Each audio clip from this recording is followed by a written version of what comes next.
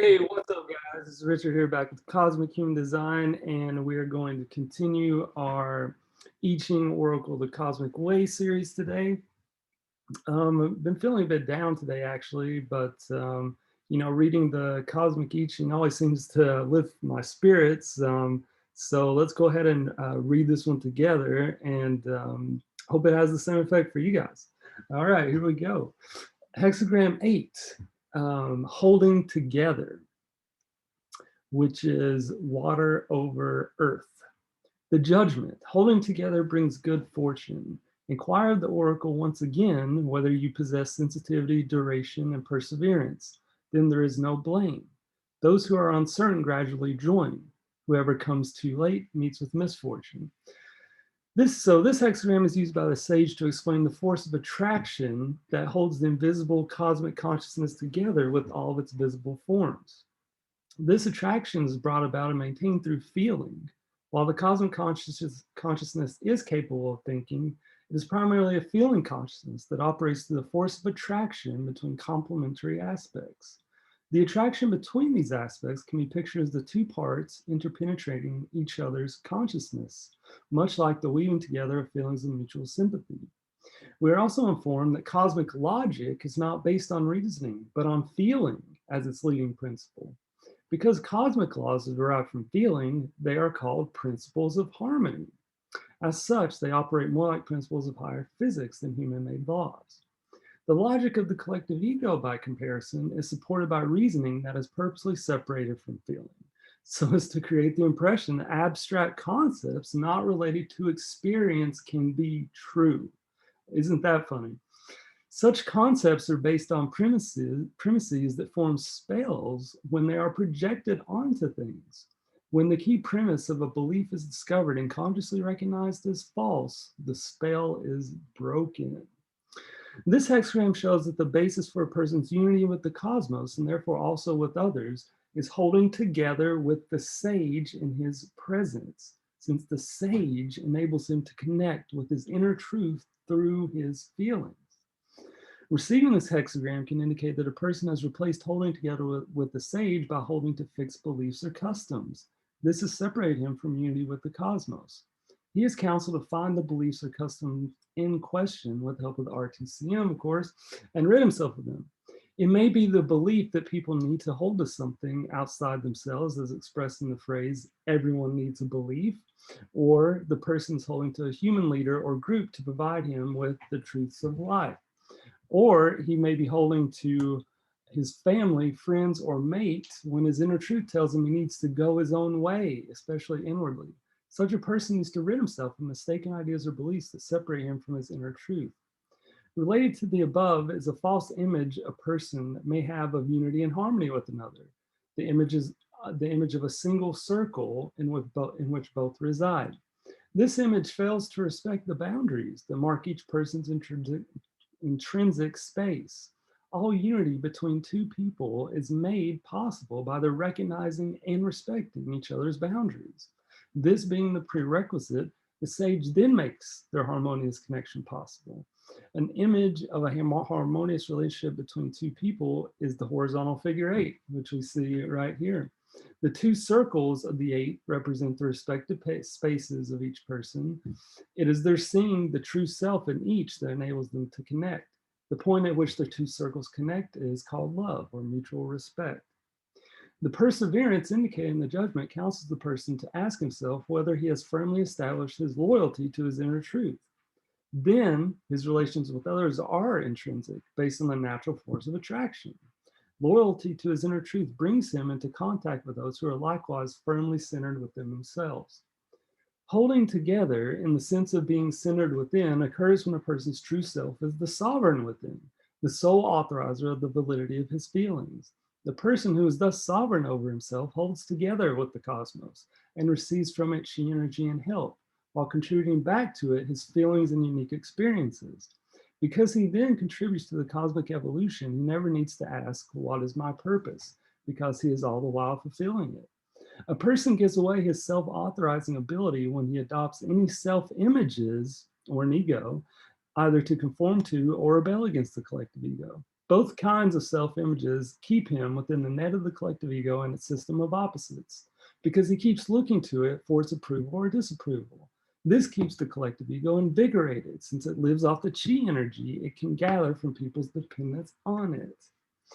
The collective ego achieves this controlling role in a person's life through its promotion of the idea that the source of all evil lies in humans' animal nature, and that is also the source of all human inadequacies and guilt. It also proposes that without its control and supervision, humans would supposedly run wild, creating chaos. People who accede to this idea are tricked into believing that without authorization by the collective ego, their lives would have no meaning. And without its conditioning, they would become the victims of their worst tendencies and drives. A person also receives this hexagram when he is questioning whether his life has meaning. He may have accepted the mistaken idea that his life has meaning only when it is directed to fulfilling tasks authorized by the collective ego. Or he may believe that his life has no particular meaning, or that its meaning is known to someone or something outside of himself. Such ideas keep him from seeing that the purpose of his life is to fulfill his uniqueness by simply being himself. Simply being yourself. It's not a great mystery. Spells connected with this hexagram contain seed phrases such as, "There is no purpose to my life. I need to find the purpose in my life." These phrases lead to false conclusions such as, "Life has no purpose. Accomplishments are what give life its meaning. You are nobody unless you have done something important. The way you influence others tells your life's meaning. He, she is a nobody or no good. He, she is an unworthy member of society." Such spells imprison helpers that would otherwise help the person fulfill his life's purpose. The traditional interpretation of this hexagram is given by Wilhelm as follows. The central power of a social organization must see to it that every member believes that his true interest lies in holding together with it. According to this formula, it is the duty of organizations to give their members the impression that they benefit by holding together with the organization. The result of this advice is that the individual places his center outside of himself, thus becomes dependent on the organizations of society rather than on his relationships with the invisible world. It is in this manner that the collective ego appropriates the individual's sovereignty. The cosmic meaning of holding together has to do with holding together with the sage as one's inner guide. A person may receive this hexagram when he is considering ideas and beliefs others propose, which would draw him away from the sage, or trivialize what the sage has said. In this case, the person is no longer sensitive to the sage and thus brings harm to the relationship. This is the meaning of inquire of the oracle, whether you possess sensitivity. It also may refer to the person's retaining an analytical, suspicious, and aloof approach to the I Ching, and therefore is unfeeling towards the sage. Or he may be expecting the oracle to authorize his mistaken views. As to asking himself whether he has duration, this can refer to a person's having falsely attributed the cosmic help he has received to chance circumstances. When accomplishments achieved in partnership with the sage are thus appropriated by the ego, they get gradually fade into insignificance. What makes success endure is the person's retaining his conscientiousness and modesty after having been helped to achieve his goals. Only then is there no blame. The phrase, "those who are uncertain gradually join," refers to the person who is willing to put aside his distrust. This enables him gradually to have the experiences that will show the sage's counsel to be true and trustworthy. Whoever comes too late meets with misfortune refers to the person who allows the ego to completely take over his personality. He thereby puts all his dependence on the collective ego. Such a person cannot receive any benefit from the oracle. Another problem is created by the ego's wanting. Ego wanting is not the same as the natural desire a person has when he wishes to be with his beloved, or to be protected, or to be nourished. It is a desire to get things and produce results on terms dictated by the ego. These terms contain mental considerations, such as thinking he has the right to get what he wants. The person who engages in this kind of wanting imposes his ego demands on every hexagram and line of the I Ching, giving them a wrong interpretation. Wanting is also connected with wondering and worrying, especially when what the ego wants is not forthcoming. This hexagram is stating that the cosmos gives its gifts only through the force of attraction. Attraction is lacking when the person stands, as it were, with his hands stretched out in expectation of cosmic gifts. The cosmos does not give its gifts in any situation in which a person is willing to throw away his dignity. Holding together also refers to refraining from dividing one's wholeness into mind and body. Traditional versions of the I Ching follow the Confucian idea that humans have a higher and a lower or bodily nature. The Confucians further assume that evil is due to humans' lower or animal nature. The sage makes us aware that this idea violates the cosmic principle of equality of all aspects of the cosmos. No one thing is higher or better than another. Furthermore, striving and applying disciplines to develop into something higher only separate a person more and more from his true self, which is by nature already united with the cosmos. The collective ego binds people to its institutions through instilling in them the ideas of guilt, insufficiency of self, fear, and self-doubt, whereas the cosmos holds all its aspects together through the principle of attraction and love. So literally, this is saying that the one force in the entire cosmos is mutual attraction, is love. Um, and that one force is able to hold the entire cosmos together. But when you're in your ego, you are not being your true self, and you're not holding together with the cosmos. Line 1, hold to him in truth and loyalty. This is without blame. Truth like a full earthen bowl. Thus, in the end, good fortune also comes from without. The cosmic consciousness holds all its aspects together through the attraction of what is harmonious and through inner truth.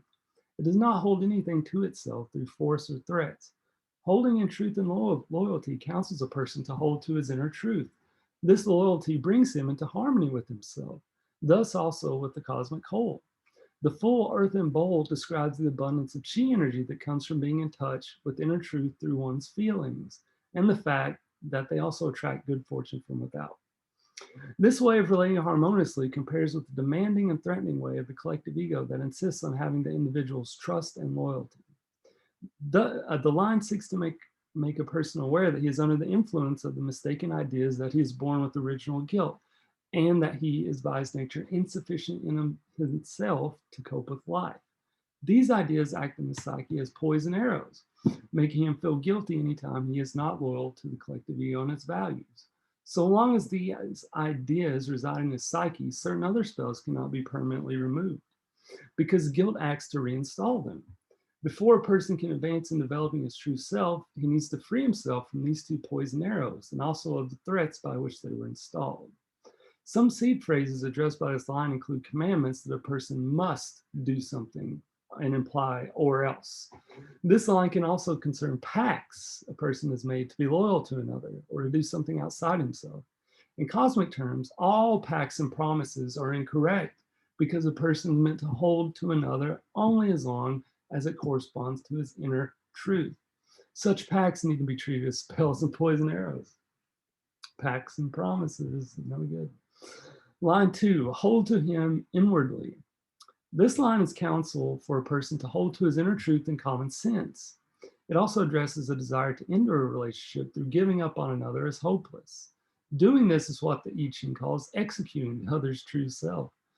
It also has the effect of locking the person in his objectionable behavior by putting a spell on him and of starting an inner war that holds the two together in a cycle of mutual blame. Holding inwardly to him means not giving up on the person's true self, even though it may be correct in the relationship. The correct way to end a relationship is to ask the helper of relationships to cut the inner connection. Otherwise, they will remain bound together inwardly. An unclosed inner connection is a channel through which blame, anger, envy, and other ego-driven emotions travel, creating projection spells and poison arrows. Line 3, you hold together with the wrong people. This line points to a person's holding together with popular beliefs that are contrary to the cosmic principles of harmony. Many of these beliefs are common sayings, which has slipped by default into his programming, simply because he has not consciously rejected them or questioned their validity. Being in conflict with his common sense, these phrases act as spells on one another of his senses, with the result being that parts of his common sense are disabled. Receiving this line calls a person to find the particular saying that is active in his current situation and then rid himself of it. This line can also refer to ideas a person holds about himself or others that he or they are incapable of understanding something complex, or that the something is unknowable. Both rationales become an excuse to look to a human authority, be it a person or a book, who seems to have found the answers. Holding to them shuts out the sage that is available to teach him all he needs to know. The idea that we need to possess a storehouse of knowledge in order to face life and to be protected against the future is similarly flawed because it's based on the idea that life is an adversary. Such a slander on life creates a fate. The person who maintains his conscious connection with the sage receives the help and protection he needs during adversities. Fearing the unknown is based on the same assumption that life is an adversary and has the same consequences. This line also warns against holding together with another when there is no interconnection. This is obvious when the ego in one person is constantly in control. An interconnection can occur only between two people's true selves. Line 4, hold to him outwardly also. Perseverance brings good fortune. Hold to him outwardly also counsels a person to hold to the helper of transformation rather than resorting to people or other external means to resolve the outer situation. A person may think that the helpers, being invisible, only handle intangible problems. This hexagram shows that the invisible and the visible hold together as a one. The invisible helpers are available to help with tangible problems as well because they create transformations where form and non-form interface in the realm of consciousness, the realm of the atom.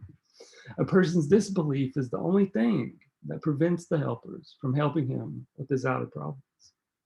This line counsels such a person to look for these phrases and images that imply that the helpers can only operate in the way he imagines. Such ideas imprison them. Line 5, manifestation of holding together.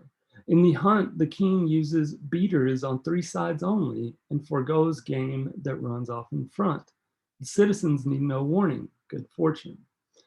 What does this one mean? Let's see. The image of the hunt is a metaphor for troubleshooting, rounding up and shooting mistaken ideas in a person's psyche that lead him into delusion. So, it's all these lines, it's all about the inner world, really, into delusion. The delusions of concern are those that prevent him from holding together with his inner truth. Delusions have their origin in abstract truths that have no basis in life as it is actually experienced and felt. They come about when people search for the truth as an abstract thing. That's when a person searches for the meaning of life. In looking for the truth, people tend to project their preconceived ideas upon the situation. That projection then acts to influence what they see, confirming to them what they have anticipated. Cosmic truths, by comparison, are revealed to the person who keeps his connection open to the cosmic consciousness, first by being conscious of his presence, and second, by staying in touch with his feelings and inner senses, the common sense. Cosmic truths come in handholds of insight that are gained precisely when the person's awareness is tuned in as described. This cannot occur so long as he is trying to force his views upon the situation. Cosmic truths are also to be found through his dedicated search to find and rid himself of the preconceived ideas that block access to these insights. The search, which is also a hunt to kill the mistaken ideas found by saying the inner no to them, can best be described as a search for the untruths or half-truths that have come down from the collective ego as ancient wisdom and which have generally been surrounded by taboos to ensure they will not be questioned. It needs to be said that societal conditioning disables and demonizes the senses and the feelings by regarding them as insignificant or inferior, since they are part of humans' animal nature. So long as they are in this block condition, they are incomplete and uncoordinated, and therefore cannot fulfill their true function of revealing cosmic truths until they are freed. Receiving this line tells a person that he needs to make a hunt for the untruths that are blocking his access to his inner truth. These untruths are demonic elements within the psyche that keep him held in the enclosure, which is formed by a combination of spells as described below. The 3 sides of the enclosure mentioned in the line can represent the 3 primary spells put on a person that limit the way he experiences his life, and that are giving rise to the false conclusions he is drawing from those experiences. The first spell, which is a poison arrow, is the idea that humans' animal nature, represented by the game mentioned, is the source of evil. We talked about that one a lot. The enclosure is the trap that has been set to kill his animal nature. The second spell, also a poison arrow, is the guilt spell that accompanies the first idea, that having an animal nature marks humans with an inextinguishable stain or fault that exists so long as a person is connected with his body. The third spell is created by the idea that humans are born into life without help. This spell separates the person from the cosmos, which can provide the help for everything he needs. In this metaphor, the king represents either the collective ego, which would like to appear as fatherly, generous, and benevolent to the person who subjects itself to its control and allows his animal nature to be killed, or the sage. In the second meaning, the line indicates the person has allowed the sage to guide his hunt for the demonic elements.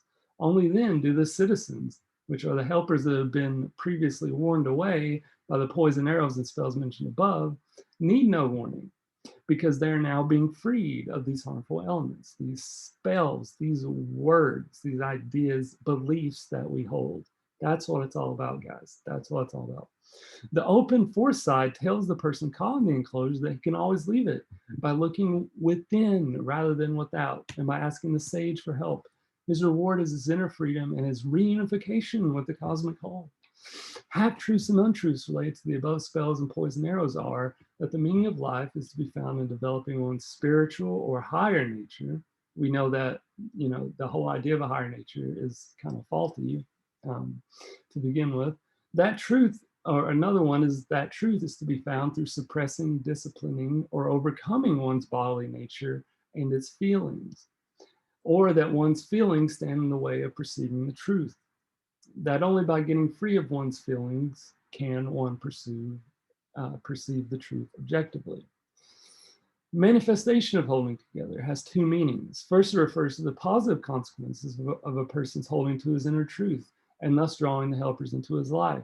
It can also refer to people who are holding together in a group we in order to show unity and create allegiances. Remember, the group we is just another name for the collective ego.